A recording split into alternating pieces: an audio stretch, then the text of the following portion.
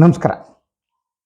70 ಮತ್ತು 80ರ ದಶಕ ಭಾರತೀಯ ಚಿತ್ರರಂಗದಲ್ಲಿ ಕನ್ನಡ, ಬೆಂಗಾಲಿ ಮತ್ತು ಮಲಯಾಳಿ ಸಿನಿಮಾಗಳು ಅದ್ಭುತವಾದ ಸಾಧನೆಗಳನ್ನು ಮಾಡಿದ್ರು.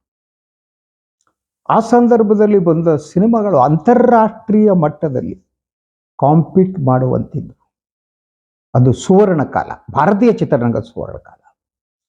ಇದೇ ಅವಧಿಯಲ್ಲಿ ಮಲಯಾಳಂ ಹಲವಾರು ರಾಜಕೀಯ ಸಿನಿಮಾಗಳನ್ನು ಕೂಡ ಪ್ರೊಡ್ಯೂಸ್ ಮಾಡ್ತು. ಒಂದಕ್ಕಿಂತ ಒಂದು ಅತ್ಯುತ್ತಮವಾದ ಸಿನಿಮಾಗಳಾಗಿತ್ತು. ಇವತ್ತು ಹೇಗಿದೆ? ಇವತ್ತು ಒಂದು ಭಾರತೀಯ ಚಿತ್ರರಂಗವನ್ನು ಬಹುತೇಕ ಬಿಜೆಪಿ ಕ್ಯಾಪ್ಚರ್ ಮಾಡಿದೆ. ಬಿಜೆಪಿಯ ರಾಜಕೀಯ ಎಜೆಂಡಾವನ್ನು ಇಂಪ್ಲಿಮೆಂಟ್ ಮಾಡುವುದಕ್ಕೆ ಚಿತ್ರರಂಗವನ್ನು ಬಳಸಿಕೊಳ್ಳಲಾಗ್ತಾ ಇದೆ. ಆ ವಿಚಾರದ ಬಗ್ಗೆನೂ ಮಾತನಾಡ್ತೀನಿ ನಾನು. ಸೊ ಅದರಿಂದ ಈ ವಿಡಿಯೋ ಸ್ವಲ್ಪ ಸುದೀರ್ಘವಾಗಬಹುದೇನೋ ಗೊತ್ತಿಲ್ಲ. ನಾನು ಹಲವಾರು ಅಂಶಗಳನ್ನ ತಮಗೆ ಹೇಳೋದಿದೆ, ವಿವರಿಸೋದಿದೆ.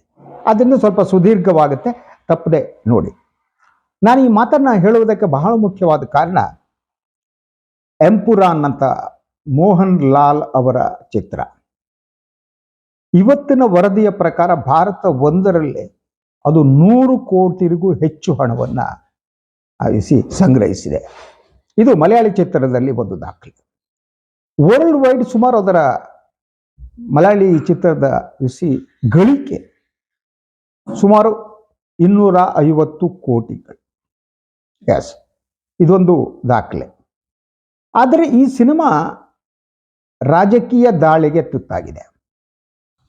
ಮೋದಿ ಮತ್ತು ಅಮಿತ್ ಶಾ ಸಾಹೇಬರು ತಮ್ಮ ಇಡಿ ಏನಿದೆ ಅದನ್ನು ಕೇರಳಕ್ಕೆ ಕಳುಹಿಸಿ ಈ ಚಿತ್ರದ ನಿರ್ಮಾಪಕರು, ನಿರ್ದೇಶಕರು ಪೃಥ್ವಿರಾಜ್ ಅವರ ಮನೆಯ ಮೇಲೆ ದಾಳಿ ಮಾಡಲಾಗಿದೆ. ಹಾಗೇನೆ ಇಡೀ ಸಿನಿಮಾದ ಧ್ವನಿಯನ್ನು ಹತ್ತಿಕ್ಕುವ ಒಂದು ಯತ್ನ ಇದರ ಹಿಂದಿದೆ. ಯಾಕೆ ಈ ಸಿನಿಮಾ ಕಂಡ್ರೆ ಯಾಕೆ ನಮ್ಮ ಪ್ರಭುತ್ವಕ್ಕೆ ಸಿಟ್ಟು? ಮೋದಿ ಅಮಿತ್ ಶಾ ಯಾಕೆ ಕೋಪಗೊಂಡಿದ್ದಾರೆ? ಅವರಿಗೆ ಎಂಪುರಾನ್ ಅಂತ ಕಡೆ ಯಾಕೆ ಆತಂಕ ಶುರುವಾಗುತ್ತೆ? ಅದನ್ನು ಬೇಕಾದ್ರೆ ಎಂಪುರಾನ್ ಕಥೆಯನ್ನು ತಾವು ಸ್ವಲ್ಪ ನೋಡಬೇಕು. ಇದು ಬಹಳ ಸರಳವಾದ ಒಂದು ಕಥೆ. ಖುರೇಶಿ ಅಬ್ರಾಮ್ ಅನ್ನುವ ಇಂಟರ್ನ್ಯಾಷನಲ್ ಅವನು ನೆಕ್ಸಸ್ ಇರುವಂಥ ವ್ಯಕ್ತಿ. ಸೊ ಆತ ಕೇರಳಕ್ಕೆ ಹಿಂತಿರುಗ್ತಾನೆ. ಸೊ ಅವನು ಕೇರಳಕ್ಕೆ ಹಿಂತಿರುಗಿದ್ದು ಯಾಕೆ ಅಂತ ಅಂದ್ರೆ, ಕೇರಳದ ರಾಜಕೀಯ ಸಾಮಾಜಿಕ ಸ್ಥಿತಿಗತಿಗಳು, ಅದರ ಬದಲಾವಣೆಗೆ ಆತ ಪಣ ತೊಡ್ತಾನೆ. ಅದರ ಜೊತೆಗೆ ತನ್ನ ವೈರವನ್ನು ತೀರಿಸಿಕೊಳ್ಳೋದಕ್ಕೆ ಅವನಿಗೆ ರೈಟ್ ಹ್ಯಾಂಡ್ ಮ್ಯಾನ್ ಒಬ್ರು ಇರ್ತಾನೆ, ಜಾಹಿದ್ ಅಂತ, ಅವನು ಬಳಸ್ಕೊತಾನೆ. ಸೊ ಅದರ ಜೊತೆಗೆ ಅಲ್ಲಿಯ ಸಾಮಾಜಿಕ ಸ್ಥಿತಿಯನ್ನು ಕೂಡ ಈ ಸಿನಿಮಾ ವಿವರಿಸ್ತಾ ಹೋಗುತ್ತೆ. ಒಂದು ಕೋಮುವಾದ ಕೇರಳದ ಒಳಗೆ ಹೇಗೆ ಎಂಟರ್ ಆಗಿದೆ, ಅದು ಇಡೀ ಸಿನಿಮಾದ ಒಂದು ಕೇಂದ್ರ ವಸ್ತು ಇದ್ದ ಹಾಗಿದೆ. ಈ ಕೋಮುವಾದ ಅಂದ ತಕ್ಷಣ ಬಿಜೆಪಿಗೆ ಒಂದು ರೀತಿ ನಡುಕ ಶುರುವಾಗುತ್ತೆ. ಎಲ್ಲ ತಪ್ಪಿತಸ್ಥರಿಗೂ ಹಾಗೆ. ನಾವು ಬದುಕಿನಲ್ಲಿ ಹಲವು ತಪ್ಪುಗಳನ್ನ ಮಾಡಿಬಿಡ್ತೀವಿ. ಅವಾಗ ಆ ವಿಚಾರ ಬಂದಾಗ ನಾವು ರಿಪೆಂಟ್ ಮಾಡ್ಕೋತೀವಿ ಅಥವಾ ಅದನ್ನ ಮರೆಮಾಚೋ ಯತ್ನ ಮಾಡ್ತೀವಿ. ಸೊ ಕೋಮುವಾದ ಬಂದ ತಕ್ಷಣ ಬಿಜೆಪಿಗೆ ಒಳಗಡೆ ಆತಂಕ, ಹೆದರಿಕೆ ಶುರುವಾಗುತ್ತೆ. ಈ ಸಿನಿಮಾದಲ್ಲಿ ಇರೋದಷ್ಟೇ. ಸೊ ಈ ಸಿನಿಮಾವನ್ನ ಅದನ್ನು ಬಾಯಿ ಮುಚ್ಚಿಸುವುದು ಹೇಗೆ? ಅದು ಕೇಂದ್ರ ಪ್ರಭುತ್ವದ ಮುಂದಿರುವ ಬಹುಮುಖ್ಯವಾದ ಒಂದು ಚಾಲೆಂಜ್. ಅದಕ್ಕೆ ಇಡಿಯನ್ನು ಕಳಿಸಲಾಗಿದೆ. ಸೊ ಈ ರೀತಿ ಇಡಿಯ ಬಳಕೆ ಏನಿದೆ, ಅದು ಪ್ರಾಯಶಃ ಹಿಂದೆಂದೂ ಈ ದೇಶದಲ್ಲಿ ಆಗಿಲ್ಲ ಅನ್ಸುತ್ತೆ. ಸೊ ಇಡಿಯನ್ನು ಪ್ರತಿ ಒಂದು ವಿಚಾರಕ್ಕೂ ಕಳಿಸಲಾಗುತ್ತೆ. ಇದು ಒಂದು ಪಾರ್ಟ್. ವಿಭಿನ್ನ ಧ್ವನಿಯ ಈ ಸಿನಿಮಾ ಹತ್ತಿಕ್ಕುವ ಒಂದು ಯತ್ನ. ಇನ್ನೊಂದು ನಾನೀಗ ಮಾತನಾಡ್ತಾ ಇರೋದು, ಭಾರತೀಯ ಚಿತ್ರರಂಗವನ್ನ Modi and camp, RSS camp ಹೇಗೆ ಕ್ಯಾಪ್ಚರ್ ಮಾಡಿದೆ. ಸೊ ಕಳೆದ ಲೋಕಸಭಾ ಚುನಾವಣೆಗೆ ಮುನ್ನ ಸುಮಾರು 10ಕ್ಕೂ ಹೆಚ್ಚು ಸಿನಿಮಾಗಳು, ಹಿಂದಿ ಸಿನಿಮಾಗಳು ಬಂದವು. ಅದರ ಉದ್ದೇಶ ಬಹಳ ಸ್ಪಷ್ಟವಾಗಿ ಬಿಜೆಪಿ ಪರವಾದ ಒಂದು ವಾತಾವರಣವನ್ನು ಸೃಷ್ಟಿಸೋದಾಗಿತ್ತು. ಬಿಜೆಪಿ ಪರವಾದ ಅಲೆಯನ್ನೇ ಮತ್ತು ಅಥವಾ ಬಿಜೆಪಿಯ ಎಜೆಂಡಾ ಏನಿದೆ ಆ ಎಜೆಂಡಾವನ್ನ ಅನುಷ್ಠಾನಗೊಳಿಸುವುದೇ ಈ ಸಿನಿಮಾಗಳ ಉದ್ದೇಶ ಆಗಿತ್ತು. ಅದರಲ್ಲಿ ತಮಗೆ ಗೊತ್ತಿದೆ ಕಾಶ್ಮೀರಿ ಫೈಲ್ಸ್ ಇದೆ, ಕೇರಳ ಸ್ಟೋರಿ, ಹಲವು ಸಿನಿಮಾಗಳಿವೆ. ಅದರ ಜೊತೆಗೆ ಇಡೀ ಸಿನಿಮಾ ರಂಗವನ್ನು ಕ್ಯಾಪ್ಚರ್ ಮಾಡಿದೆ ಹೇಗೆ ಅನ್ನೋದಕ್ಕೆ ನಾನು ಕೆಲವು ಉದಾಹರಣೆಗಳನ್ನು ಕೊಡ್ತಾ ಹೋಗ್ತೀನಿ.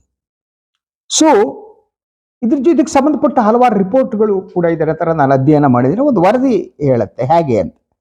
ಸೊ ಎ ಗ್ರಿಮೇಸಿಂಗ್ ಪೊಲೀಸ್ ಆಫೀಸರ್, ಇದೊಂದು ದೃಶ್ಯ. ಒಬ್ಬ ಪೊಲೀಸ್ ಅಧಿಕಾರಿ ಕ್ಯಾಮ್ರಾ ಮುಂದೆ ಬಂದು ನಿಂತ್ಕೋತಾರೆ ಒಂದು ಸಿನಿಮಾದಲ್ಲಿ. ಅವನೇನು ಹೇಳ್ತಾನೆ ಅಲ್ಲಿ, ಅವನು ಸಾರ್ವಜನಿಕವಾಗಿ ಒಂದು ಘೋಷಣೆ ಮಾಡ್ತಾನೆ. ಏನು ಘೋಷಣೆ ಹೇಳ್ತಾನೆ? ಲೆಫ್ಟಿಸ್ಟ್ಗಳೇನಿದ್ದಾರೆ, left liberal and pseudo intellectuals, ಹಾಗೇನೆ student of Jawaharlal Nehru university, left leaning university, so ಇದನ್ನೆಲ್ಲ ಹೇಗೆ ಹತ್ತಿಕ್ಕಬೇಕು ಅನ್ನೋದನ್ನು ಒಂದು ಡೈಲಾಗ್ ಮೂಲಕ ಹೇಳ್ತಾ ಹೋಗ್ತಾನೆ. ಒಂದು ಜವಾಹರ್ಲಾಲ್ ನೆಹರು ಯೂನಿವರ್ಸಿಟಿ, ಅಲ್ಲಿ ವಿಚಾರ ಮಾಡುವಂಥವ್ರು ಬರ್ತಾರಲ್ವಾ, ವಿಚಾರ ಮಾಡುವವರು ನಮ್ಗೆ ಬೇಕಾಗಿಲ್ಲ ಅಲ್ಲಿ. ಸೊ ಅದರಿಂದ ಅದು ನಿಮ್ಮ ಲೆಫ್ಟಿಸ್ಟು, ಅವರನ್ನು ಹೇಗೆ ಮಾಡಬೇಕು ಅಂತ ಹೇಳ್ತಾನೆ. ಇನ್ನೊಂದು ಸಿನಿಮಾದಲ್ಲಿ ಒಬ್ಬ ವ್ಯಕ್ತಿ ಈ ಮುಸ್ಲಿಮ್ ಹಾಕಿಕೊಳ್ತಾರಲ್ಲ ಈ ಸ್ಕಲ್ ಕ್ಯಾಪ್ ಅಂತಾರೆ ನೋಡಿ, ಹೀಗೆ ಆ ಸ್ಕಲ್ ಕ್ಯಾಪನ್ನು ಹಾಕೊಂಡಿರ್ತಾನೆ ಅವನು. ಸೊ ಆತ ಏನು ಮಾಡ್ತಾನೆ, ರೋಹಿಂಗ್ಯಾ ಮುಸ್ಲಿಮರ ಪರವಾಗಿ ಮಾತಾಡ್ತಾನೆ. ನೋಡಿ ಹೇಗೆ ಬೆಂಕಿ ಹಚ್ಚೋದಕ್ಕೆ ಹೇಗೆ ಅಂತ ಬಂದು ಅವನು ಮಾತಾಡ್ತಾನೆ. ಸೊ ಹೇಳ್ತಾನೆ ಅವನು, the Rohingya Muslims will soon displace Hindus and make for half of India's population while harrowed Hindu women fighting against these men says he wants to meet Prime Minister Narendra Modi. ಸಿನಿಮಾದಲ್ಲಿ ನೋಡಿ, ಒಂದು ಭಾರತದಲ್ಲಿ Rohingya ಮುಸ್ಲಿಮರು ಅರ್ಧದಷ್ಟು ಭಾರತವನ್ನು capture ಮಾಡ್ಬಿಡ್ತಾರೆ. ಒಂದು cinema ದೃಶ್ಯ. ಅದಕ್ಕಾಗಿ ಆತ ಪ್ರಧಾನಿಯನ್ನ ನೋಡಬೇಕು ಅಂತ ಅವನು ಹೇಳ್ತಾ ಹೋಗ್ತಾನೆ. ಸೊ ಅದರ ಜೊತೆಗೆ ಇದ್ದಕ್ಕಿದ್ದಾಗ ಒಂದು ಸಿನಿಮಾ ಬಂತು, ತಮಗೆ ಗೊತ್ತಿರ್ಬೋದು. ಅದು ವಿನಾಯಕ್ ದಾಮೋದರ್ ಸಾವರ್ಕರ್ ಅವರ ಬಗ್ಗೆ. ಸೊ ಆ ಸಾವರ್ಕರ್ ಏನು ಹೇಳಿದ್ರು ನೋಡಿ, ಇದು ಹೇಳುತ್ತೆ, that's biopic of the early 20th century Hindu nationalist ideologue Vinayak Damodar Savarkar has a voice over that insist that India would have a freed itself. Savarkar ಹೇಳುವ ಮಾತುಗಳು, India would have freed itself of a British colonial rule over 3 decades before it did if not for Mahatma Gandhi. ಗಾಂಧಿಯ target ಸಿನಿಮಾದಲ್ಲಿ ನಡೀತಾ ಹೋಗುತ್ತೆ. ಅಂದರೆ ಗಾಂಧಿಯ ಬಗ್ಗೆ ಈ ಒಂದು ಚಿತ್ರರಂಗವನ್ನು ವಶಪಡಿಸಿಕೊಂಡಿರುವ ಬಿಜೆಪಿಗೆ ಎಷ್ಟು ಭಯ ಇದೆ ನೋಡಿ, ಹೆದರಿಕೆ ಇದೆ. ಕೋಮುವಾದ ಅಂದ ತಕ್ಷಣ ಅವರಿಗೆ ಭಯ ಶುರುವಾಗುತ್ತೆ, ಗಾಂಧಿ ಅಂದ ತಕ್ಷಣ ಅವರಿಗೆ ಶುರುವಾಗುತ್ತೆ, ಭಯ ಶುರುವಾಗುತ್ತೆ. ಸೊ ಈ ರೀತಿ ಏನಿದೆ ಅಂದರೆ, ಒಂದು ಕಡೆ ವಾಟ್ ಯು ಕಾಲ್ ಇಸ್ಲಾಮಿಯೋಫೋಬಿಯಾ, ಅಂದರೆ ಮುಸ್ಲಿಮರನ್ನ ಟಾರ್ಗೆಟ್ ಮಾಡಿಬಿಡ್ಬೇಕು ಅವರ ಪೊಲಿಟಿಕಲ್ ಎಜೆಂಡಾವನ್ನ ಇಂಪ್ಲಿಮೆಂಟ್ ಮಾಡೋದಕ್ಕೆ. ಸೊ ಅದರ ಜೊತೆ ಹಲವರು ಈ ಬಗ್ಗೆ ಅಭಿಪ್ರಾಯವನ್ನು ವ್ಯಕ್ತಪಡಿಸಿದ್ದಾರೆ. ಸೊ ಇರಾ ಭಾಸ್ಕರ್ ಅವರು ಹೇಳಿರುವ ಅಭಿಪ್ರಾಯವನ್ನು ತಮ್ಮ ಜೊತೆ ಹೇಳ್ತೀನಿ. This is part of a larger attempt to take over Hindi film industry just as other forms of popular culture have been infiltrated. So ಬ್ರಿಟಿಷರು ಒಂದು ಮಾತನ್ನು ನಂಬಿದ್ರು, ಭಾಷೆ ಏನಿದೆಯಲ್ಲ ಆ ಭಾಷೆಯ ಮೂಲಕ ದೇಶವನ್ನು ವಶಪಡಿಸಿಕೊಂಡು ಭಾರತವನ್ನು ನಿಯಂತ್ರಣ ಇಟ್ಕೊಳ್ಬಹುದು ಅಂತ, ಶಿಕ್ಷಣದ ಮೂಲಕ ಮಾಡಬಹುದು ಅಂತ ಅವ್ರಿಗೆ ಗೊತ್ತಿತ್ತು. ಈಗಿನ ಈ ಪ್ರಭುತ್ವ ಏನಿದೆ ಬಿಜೆಪಿ ಮೋದಿ ಸರ್ಕಾರ, ಇವರು ಕಲ್ಚರನ್ನ ಮತ್ತು ಕಲ್ಚರನ್ನ ಕ್ಯಾಪ್ಚರ್ ಮಾಡ್ತಾ ತಮಗೆ ಬೇಕಾದ ಹಾಗೆ ನರೇಟ್ ಮಾಡೋದು, ಹಿಸ್ಟ್ರಿಯನ್ನ ತಿರುಚುವುದು ಅಂತ. ಸೊ ಇದ್ರ ಬಗ್ಗೆ the latest films include biopics that glorify the controversial legacy of Hindu majority heroes and BJP leaders. ಸಾವರ್ಕರ್ನ ಇವರು ಪೂಜೆ ಮಾಡ್ತಾರೆ. ಯಾಕೆ ಗೊತ್ತಾ? Savarkar, a controversial anti-colonial Hindu nationalist, advocated, ಇದು ದಾಖಲೆಯಲ್ಲಿರೋದು ಸರ್. ಅಡ್ವೊಕೇಟ್ ಏನ್ ಅಡ್ವೊಕೇಟ್ ಮಾಡಿದ್ರು Savarkar? Advocated rape against Muslim women as a form of retribution for historical wrongs. ಇದು ಸಾವರ್ಕರ್, ಇವರಿಗೆ ದೇವರು. ಸಾವರ್ಕರ್ ಹೇಳಿದ್ರು, ಐತಿಹಾಸಿಕವಾಗಿ ಆಗಿರುವ ತಪ್ಪುಗಳೇನಿವೆ ಅದನ್ನು ಮುಸ್ಲಿಂ ಮಾಡಿದ್ದಾರೆ, ಅದನ್ನು ಸರಿಪಡಿಸೋದಕ್ಕೆ ಮುಸ್ಲಿಂ ಮಹಿಳೆಯರ ಮೇಲೆ ರೇಪ್ ಮಾಡಿದ್ರು. ಇವರಿಗೆ ಭಾರತ ರತ್ನ ಕೊಡುವ ಅಷ್ಟರ ಮಟ್ಟಿಗೆ ಬಿಜೆಪಿ ಯೋಚನೆ ಮಾಡ್ತಾ ಇದೆ. ಸೊ ಅದ್ರ ಜೊತೆಗೆ ನೋಡಿ, ಇನ್ನೊಂದು 2 ಸಿನಿಮಾಗಳು ಬಂದಿವೆ. ಹೇಗೆ ಚಿತ್ರರಂಗವನ್ನು ಕ್ಯಾಪ್ಚರ್ ಮಾಡಿದ್ದಾರೆ ಇವರು, ಮತ್ತು ಏನು ಸುಳ್ಳುಗಳನ್ನು ಹೇಗೆ ಹೇಳ್ತಾರೆ ಅನ್ನೋದಕ್ಕೆ. ಒಂದು ನಿಮ್ಗೆ ಗೊತ್ತಿದೆ, ಗೋದ್ರಾ ಇದಕ್ಕೆ ಸಂಬಂಧಪಟ್ಟಂತ ಸಿನಿಮಾ. ಇನ್ನೊಂದು Sabarmati report, as a claims to reveal the real story. ನಾವು ನಿಜವಾದ ಸತ್ಯವನ್ನು ಹೊರಗಾಕ್ತೀವಿ ಅಂತ ಈ ಸಿನಿಮಾಗಳು ಕ್ಲೇಮ್ ಮಾಡ್ತಾ ಅದರಲ್ಲಿ ಬಿಜೆಪಿಯ ಪೊಲಿಟಿಕಲ್ ಎಜೆಂಡಾ ಏನಿದೆಯಲ್ಲ ಅದನ್ನ ಇಂಪ್ಲಿಮೆಂಟ್ ಮಾಡೋದು. ಸೊ ಗೋದ್ರಾ ಟ್ರೈನ್ ಇದು 2002ರಲ್ಲಿ ನಡೆದಿತ್ತು, ನಮಗೆಲ್ಲ ಗೊತ್ತಿದೆ. ಸೊ 59 ಹಿಂದೂ ಪಿಲಿಗ್ರಿಮ್ಸ್ ಏನಿದ್ದಾರೆ ಅವರು ಆ ಫೈರ್ ಅಗ್ನಿ ಅವಘಡದಲ್ಲಿ ಗುಜರಾತಲ್ಲಿ ತೀರ್ಕೊಂಡಿದ್ರು. ಅದಕ್ಕೆ ಪ್ರತಿಯಾಗಿ 1,000ಕ್ಕೂ ಹೆಚ್ಚು ಜನ ಅಲ್ಲಿ ಅಸುನೀಗಿದ್ರು, ಹತ್ಯಾಕಾಂಡ ನಡೆದೋಗಿತ್ತು. ಆಗ ಗುಜರಾತ್ ಮುಖ್ಯಮಂತ್ರಿ ಆಗಿದ್ದವರು ನಮಗೆಲ್ಲ ಗೊತ್ತು, ನರೇಂದ್ರ ದಾಮೋದರ ಮೋದಿ ಅವರು. ಸೊ ಇನ್ನೊಂದು ಸಿನಿಮಾ ನೋಡಿ, ಅದು ಆ ಸಿನಿಮಾದ ಹೆಸರು ಆಖಿರ್ ಪಲಾಯನ್ ಕಬ್ ತಕ್. ಆಖಿರ್ Palayan Kab Tak. So until when will we need to flee, ಎಷ್ಟೊತ್ತಿಗೆ ನಾವು ಯಾವಾಗ ಓಡೋಗ್ಬೇಕು, ಇದು ಸಿನಿಮಾದ ಹೆಸರು. ಸೊ ಇದು ಮುಸ್ಲಿಮರನ್ನ ಟಾರ್ಗೆಟ್ ಮಾಡುವ ಸಿನಿಮಾ. ಸೊ ಅದರ ಜೊತೆಗೆ ರಜಾಕಾರ್ ಏನು ಇದರ ಮೇಲೆ ಕೂಡ ಸಿನಿಮಾ ಬಂತು. ರಜಾಕಾರರು, ಎಸ್, ಹೈದರಾಬಾದ್ ರಜಾಕಾರರು, ಅವರ ಹಾವಳಿಗಳು ಎಲ್ಲ ನಿಜ. ಆದರೆ ಅದನ್ನ ತಿರುಚಿರುವ ರೀತಿ ಬೇರೆ ಅಂತ. ಅದರಂತೆ ಫೆಬ್ರವರಿಯಲ್ಲಿ ಗೊತ್ತಿದೆ ನಮಗೆ ಆರ್ಟಿಕಲ್ 370 ಮೇಲೆ ಸಿನಿಮಾ ಬಂದಿದ್ದು. ಇದು ಕೂಡ ಮೋದಿಯವರ ಫ್ಲೇಮ್, ಅವರನ್ನ ಹೊಗಳುವುದಕ್ಕೆ, ಅವ್ರನ್ನ ಅಟ್ಟಕ್ಕೇರಿಸುವುದಕ್ಕೆ ಬಂದಂತಹ ಸಿನಿಮಾ. ಸೊ ಇಷ್ಟೇ ಅಲ್ಲ, ಇನ್ನೂ ಹಲವು ಸಿನಿಮಾಗಳ ಬಗ್ಗೆ ನಾವು ಹೇಳ್ಬೋದು. ಹ್ಯಾಕ್ ಟಾರ್ಗೆಟ್ ಅಂತ ವಾಜಪೇಯಿ, ಈ ಸನ್ಮಾನ್ಯ ಮನಮೋಹನ್ ಸಿಂಗ್ ಅವ್ರನ್ನ ಟಾರ್ಗೆಟ್ ಮಾಡೋ ಒಂದು ಸಿನಿಮಾ ಬಂತು, ಆಕ್ಸಿಡೆಂಟಲ್ ಪ್ರೈಮ್ ಮಿನಿಸ್ಟರ್ ಅಂತ. ಅವರಾದ್ರೆ ಆಕ್ಸಿಡೆಂಟಲ್ಲು, ಇವರಾದ್ರೆ ಡೆಂಟಲ್ಲ. ಏನಿವರು, what type of was an accidental prime minister ಅಂತ ಸಿನಿಮಾ ಬಂತು. ಅದರಲ್ಲಿ ಇಡೀ ಮನಮೋಹನ್ ಸಿಂಗ್ ಅವರ ವ್ಯಕ್ತಿತ್ವವನ್ನು ಹತ್ತಿಕ್ಕುವ ಒಂದು ಯತ್ನ ಆ ಸಿನಿಮಾದಲ್ಲಿ ನಡೆದೋಯ್ತು. ಇದರ ಉದ್ದೇಶ ಕೂಡ ಬಹಳ ಸ್ಪಷ್ಟವಾಗಿ ಇತ್ತು. ಆ ಸಿನಿಮಾದ ಉದ್ದೇಶ ಕೂಡ ದಟ್ ಬಿಜೆಪಿ ಎಜೆಂಡಾವನ್ನ ಇದು ಮಾಡುವಂತಹದ್ದು. ಅದರಂತೆ ಊರಿಗೆ ರೀಜನ್ ಅಲ್ಲಿ ನಡೆದಂತಹದ್ದಕ್ಕೆ ಸಂಬಂಧಪಟ್ಟಂತ ಸಿನಿಮಾ 2016ರಲ್ಲಿ ಬಂದಿತ್ತು. ಅದು ಕೂಡ ಬಿಡುಗಡೆ ಆಯಿತು. ಅದರ ಉದ್ದೇಶ ಏನು ಅನ್ನೋದು ನಮಗೆ ಗೊತ್ತು.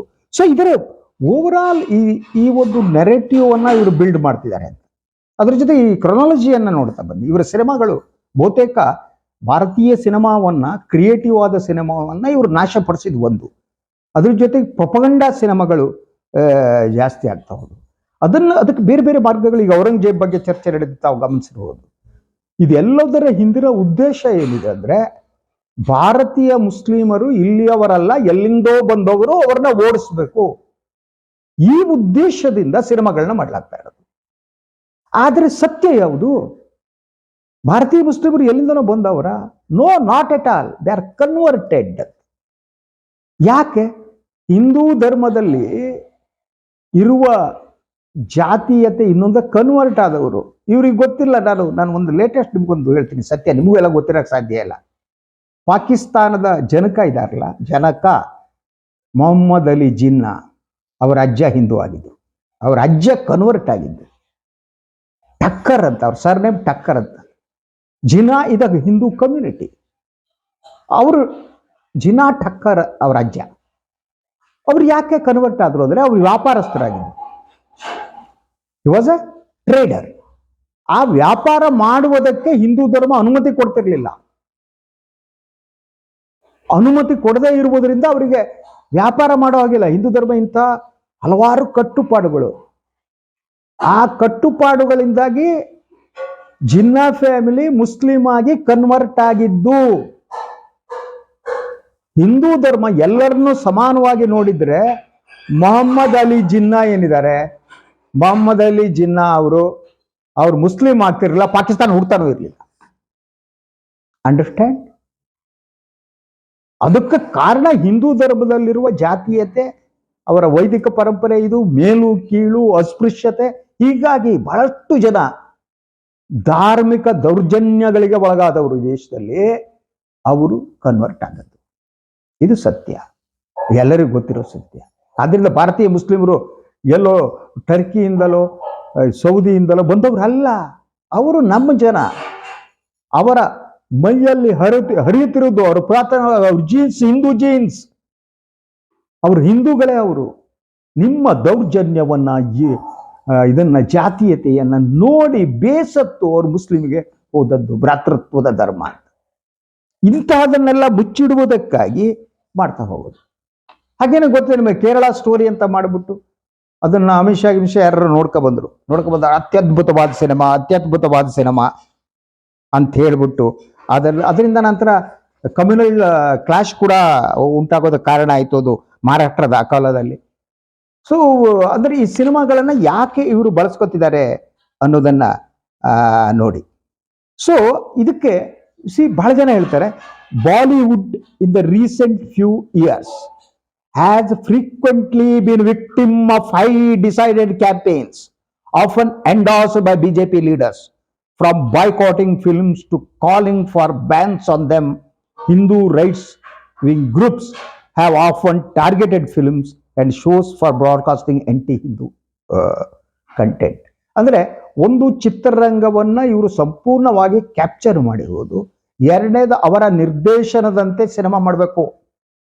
ಸ್ವತಂತ್ರ ನಿರ್ದೇಶನ ಅನ್ನುವುದು ಈ ಭಾರತದಲ್ಲಿ ಹೊರಟೋಗ್ಬಿಟ್ಟಿದೆ. ಈಗ ಸಂಘ ಪರಿವಾರದ ನಿರ್ದೇಶನದಂತೆ ಸಿನಿಮಾ ಮಾಡಿದ್ರೆ ಆತ ನಿರ್ದೇಶಕ. ಅದಿಲ್ಲ ಅಂದ್ರೆ ಎಂಪುರಾನ್ ಟೈಪು ನೀವು ಇಡಿಯನ್ನ ಕಳಿಸಿ ಅವರ ಧ್ವನಿಯನ್ನ ಹತ್ತಿಕ್ಕುವ ಯತ್ನ ಮಾಡೋದು. ಅದರ ಜೊತೆಗೆ ಈ ಬ್ಯಾಂಡ್ ವೇಗನ್ ಅಂತಾರಲ್ಲ, ಈ ಮಾಧ್ಯಮಗಳು ಇದ್ರ ಬಗ್ಗೆ ಚರ್ಚೆನೆ ಮಾಡಲ್ಲ. ಯಾಕೆ ಈ ಸಿನಿಮಾವನ್ನ ಕೇರಳದಲ್ಲಿ ಮಲಯಾಳಿ ಫಿಲಂ ಎಂಪುರಾನನ್ನ ಇಡಿ ಯಾಕೆ ದಾಳಿ ಮಾಡ್ತು? ದಟ್ ಇಸ್ ನಾಟ್, ಅವರಿಗೆ ಅಲ್ವೇ ಅಲ್ಲ. ಸೊ ಏನಿದೆ ಅಂದ್ರೆ ಬಹುಮಟ್ಟಿಗೆ ಹಲವಾರು ಡೈರೆಕ್ಟರ್ಗಳು ಈ ಬಗ್ಗೆ ಮಾತನಾಡಿದ ವರದಿ ಇದೆ. ಕೆಲವರು ಈ ಬಗ್ಗೆ ಮಾತನಾಡೋಕೆ ರೆಡಿ ಇಲ್ಲ. ಅವರು ಸರ್ ಇಲ್ಲ, ನಾವು ಮಾತನಾಡ್ಬಿಟ್ರೆ ಟಾರ್ಗೆಟ್ ಆಗ್ಬಿಡ್ತೀವಿ, ಡೋಂಟ್ ಸ್ಪೀಕ್ ಅಂತ ಬಹಳಷ್ಟು ಚಿತ್ರರಂಗ ಜನ, ಹಿಂದಿ ಚಿತ್ರರಂಗದ ಕ್ರಿಯೇಟಿವ್ ಡೈರೆಕ್ಟರ್ಸ್ಗಳೆಲ್ಲ ಹೇಳೋದಕ್ಕೆ ಪ್ರಾರಂಭ ಮಾಡಿದ್ದಾರೆ. ಬೇಡವೇ ಬೇಡ ನಮಗೆ, ನಾವು ಈ ಸುಮ್ಮನೆ ಇರ್ತೀವಿ, ಯಾರು ಬೇಕಾದರೂ ಇದು ಮಾಡ್ಕೊಳ್ಳಿ ಅಂತ ಅದು ಮಾತಾಡ್ತಿದ್ದಾರೆ. ಸೊ ಇನ್ನು ಕೆಲವರು ಹೇಳ್ತಾರೆ ಈ ರೀತಿ ಸ್ಥಿತಿ ಎಮರ್ಜೆನ್ಸಿ ಕಾಲದಲ್ಲೂ ಬಂದಿಲ್ಲ ಅಂತ ಇನ್ನು ಕೆಲವರ ವಾದ ಇದೆ. ಸೊ ಅದರಲ್ಲಿ ಅಭಿಪ್ರಾಯಗಳು ಏನಿದೆ, national award winning film maker R Balakrishnan ಅವರು ಕೂಡ ಬಹಿರಂಗವಾಗಿ ಮಾತನಾಡಿದ್ದಾರೆ. ಈ ರೀತಿ ಸಿನಿಮಾಗಳ ಕತೆ ಏನಾಗುತ್ತೆ ಇನ್ನೊಂದು ಅನ್ನೋ ಮಾತು. ಸೊ ವೀಕ್ ಫಿಲ್ಮ್ಸ್ ಯಾಕೆ ಅಂತಂದ್ರೆ ಜನನ ಆ ರೀತಿ ಇಂಥ ವೀಕ್ ಫಿಲ್ಮ್ಸ್, ಈ calls it as a weak film. Balakrishnan ಅವ್ರು ಕರೆಯೋದು ಇದು ವೀಕ್ ಫಿಲ್ಮ್ ಅಂತ, ದುರ್ಬಲ ಸಿನಿಮಾ. ದುರ್ಬಲ ಸಿನಿಮಾನೂ ಅಲ್ಲ, ಪ್ರೊಪಗಂಡಾ ಸಿನಿಮಾ ಅಂತ. ಪ್ರೊಪಗಂಡಾ ಸಿನಿಮಾಗಳು ಯಾಕೆ ಅಂದ್ರೆ ಜನರ ಮನಸ್ಸನ್ನ ಭ್ರಮೆಯ ಒಳಗಡೆ ಅವ್ರನ್ನ ಇದು ಮಾಡಿ ಬಿಟ್ಲಾಗಿದೆ. ಸೊ ಅವರು ಇಂಥದನ್ನೇ ನೋಡೋದಕ್ಕೆ ಬಯಸ್ತಾರೆ. ಮೋದಿ ಸತ್ಯ ಮತ್ತು ಅಮಿತ್ ಶಾ ಸತ್ಯವೇ ಪರಮ ಸತ್ಯ ಅಂತ ಜನರಲ್ಲಿ ಭ್ರಮೆ ಬಿತ್ತಲಾಗಿದೆ. ಅದಕ್ಕೆ ಇಡೀ ಕಲ್ಚರನ್ನ, ಸಾಹಿತ್ಯವನ್ನ, ಸಿನಿಮಾವನ್ನ ಎಲ್ಲವನ್ನ ಬಳಸ್ಕೊಳ್ಳಾಗ್ತಾ ಇದೆ. ಯಾರು ವಿಭಿನ್ನ ಧ್ವನಿಯಲ್ಲಿ ಮಾತನಾಡ್ತಾರೋ ಅವರ ಮನೆ ಬಾಗಿಲಿಗೆ ಇಡಿ ಬರುತ್ತೆ, ಅನುಮಾನ ಬೇಕಾಗಿಲ್ಲ, ಇನ್ಕಮ್ ಟ್ಯಾಕ್ಸ್ ಬರುತ್ತೆ, ಹಾಗೂ ಅವರ ಬಾಯಿ ಮುಚ್ಚಿಸುವಂಥ ಕೆಲಸವನ್ನು ಮಾಡಲಾಗುತ್ತೆ. ಅದರಿಂದ ಭಾರತೀಯ ಸಿನಿಮಾ ನಾಶದ ಅಂಚಿಗೆ ಬಂದು ನಿಂತಿದೆ. ಇಲ್ಲಿ ಈಗ ಮಾಡಬೇಕಾದ ಸಿನಿಮಾಗಳು ಸೋಷಿಯಲಿ ರೆಲೆವೆಂಟ್ ಅಂತ ಏನಂತೀವಿ ನೋಡಿ, ಅಂಥ ಸಿನಿಮಾಗಳು ಬರೋ ಕಾಲ ಹೊರಟೋಗಿದೆ. ಈಗೇನಿದ್ರು ಕೂಡ AK-47 ಡಗ್ಗ ಕೊಲ್ಲು ರಕ್ತಪಾತ, ಜನ ಅದು ನೋಡೋದು, ಅದ್ರ ಬಗ್ಗೆ ಯಾರು ಮಾತಾಡಲ್ಲ, ಇಡಿ ಹೋಗಲ್ಲ. ಈಗ ಹಲವಾರು ಸಿನಿಮಾ ಕನ್ನಡಗಳಲ್ಲಿ ಈ ರಕ್ತಪಾತ ಸಿನಿಮಾಗಳು ಬಂದಿವೆ. ಜನರಲ್ಲಿ ಹಿಂಸೆಯನ್ನು ಪ್ರಚೋದಿಸುವಂಥದ್ದು, ಅತ್ಯಾಚಾರ ಮಾಡಬೇಕು ಅನ್ಸೋಂಥ ಅಂಥ ಸಿನಿಮಾಗಳು ಬರ್ತಿವೆ. ಇದ್ರ ಬಗ್ಗೆ ಪ್ರಭುತ್ವ ಮಾತನಾಡಲ್ಲ. ಜನರನ್ನ ಹಿಂಸೆ ಅಂಥ ಸಿನಿಮಾಗಳ ಮೇಲೆ ಕ್ರಮ ಕೈಗೊಂಡಿದ್ರೆ ಓಕೆ. ಅಂಥ ಸಿನಿಮಾಗಳ ಉದ್ದಲ್ಲಿ ಇಷ್ಟು ಕೊಟ್ಬಿಡ್ಬೋದು ನಾನು. ಕನ್ನಡದ ಎಲ್ಲ ಬಹುಮುಖ ಅಲ್ಲ ಪ್ರಮುಖ ನಾಯಕ ನಟರುಗಳೆಲ್ಲ AK-47 ನಾಯಕರಾಗಿದ್ದಾರೆ. ಎಲ್ಲ ಹಿಂಸೆಯನ್ನು ಪ್ರಚೋದಿಸ್ತಾರೆ. ಅದು BJP ಬಹಳ ಇಷ್ಟ ಆಗುತ್ತೆ. ಯಾಕೆಂದರೆ ಸಂಘ ಪರಿವಾರ ಹುಟ್ಟಿರುವುದು ಏನಿದೆ ಅದು ಹಿಂಸೆಯ ಮೂಲಕ. ಗಾಂಧಿ ಅವರನ್ನು ಕೊಂದ ಮೊದಲ ಟೆರರಿಸ್ಟ್ ಗೋಡ್ಸೆ. ಆ ಗೋಡ್ಸೆಯ ವಿಚಾರಧಾರೆ ಹಿಂದೂ ಮಹಾಸಭಾ ವಿಚಾರಧಾರೆ ಇದೆ, ಅದು ಹಿಂಸೆಯ ವಿಚಾರಧಾರೆಯಾಗಿದೆ. ಆ ಹಿಂಸೆಯ ವಿಚಾರಧಾರೆಯನ್ನು ಸಿನಿಮಾಗಳು ಪ್ರೊಪಗೇಟ್ ಮಾಡ್ತಾ ಇದ್ದಾವೆ. ಅದನ್ನು ನೋಡ್ಬಿಟ್ಟು ಇವತ್ತಿನ ಪ್ರಭುತ್ವ ಮೋದಿ ಅಮಿತ್ ಶಾ ಕಂಪನಿ ಸಂತೋಷ ಪಡ್ತಿದ್ದಾರೆ. ವಿಭಿನ್ನವಾಗಿ ಯಾರಾದರೂ ಮಾಡಿದರೆ ಅದನ್ನು ಮುಗಿಸ್ತಾರೆ. ಕಚ್. ಇದು ಇವತ್ತಿನ ಸುದ್ದಿ ವಿಶ್ಲೇಷಣೆ. ಇನ್ನೊಂದು ವಿಚಾರದೊಂದಿಗೆ ಮತ್ತೆ ಬರ್ತೇನೆ. ನನ್ನ ವಾಹಿನಿ ಲೈಕ್ ಮಾಡಿ, ಸಬ್ಸ್ಕ್ರೈಬ್ ಮಾಡಿ, ಬೆಲ್ ಐಕಾನ್ ಪ್ರೆಸ್ ಮಾಡೋದಕ್ಕೆ ಮಾಡಿಬಿಡಿ. ಹಾಗೆಯೇ ಸಾಧ್ಯ ಆದರೆ ಸಹಾಯ ಮಾಡಿ. ಸ್ವತಂತ್ರ ಪತ್ರಿಕೋದ್ಯಮಕ್ಕೆ ತಮ್ಮ ಬೆಂಬಲ ಸದಾ ಇರಲಿ. ಎಲ್ಲರಿಗೂ ನಮಸ್ಕಾರ.